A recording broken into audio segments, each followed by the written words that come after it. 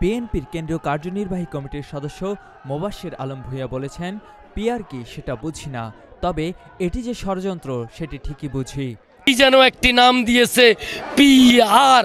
আমরা এই ব্যাপারে আমি সত্যি স্বল্প জ্ঞানী লোক, আমার এই বিষয়ে কোনো ধারণা নেই। আশা করি এদেশের সিংহভাগ মানুষ এ ধরনের কোনো কনসেপ্ট জানে না, বোঝে না।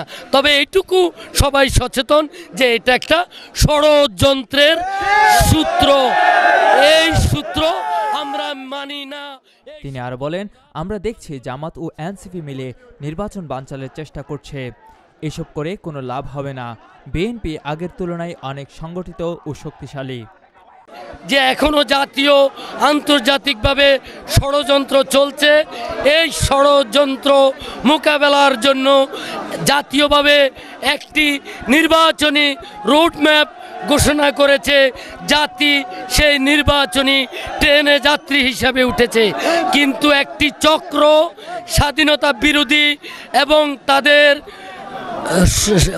বর্তমানে তাদের বন্ধু তথাকথিত এনসিপি মিলে নির্বাচনকে প্রতিহত করার এবং নির্বাচন বানচাল করার ষড়যন্ত্র করছে। আমাদের নেতা কর্মীদেরকে সজাগ এবং সচেতন থাকতে হবে। তারা কিন্তু আমাদের শত্রু নয়, তারা কিন্তু আমাদের বন্ধু ছিল। আমরা শেখ হাসিনা ফ্যাসিস্ট বিরোধী আন্দোলনে তারা আমাদের সহযাত্রী ছিল। আজকে আমরা তাদেরকে নিয়ে আগামী দিনের জাতির ক্রান্তিকালে একটি নির্বাচন।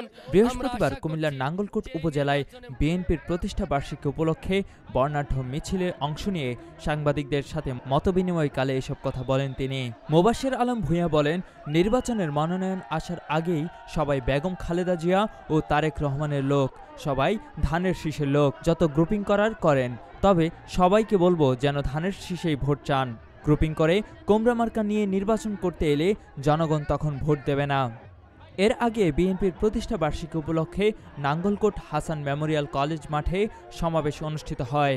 সমাবেশ শেষে নাঙ্গলকোট উপজেলা, লালমাই উপজেলা ও সদর দক্ষিণ উপজেলা থেকে মোবাশ্বের আলম ভূঁইয়ার সমর্থিত বিএনপি, যুবদল, ছাত্রদল সহ বিভিন্ন সহযোগী ও অঙ্গ সংগঠনের নেতাকর্মীরা পৃথক পৃথক ব্যানারে মিছিলে অংশগ্রহণ করেন।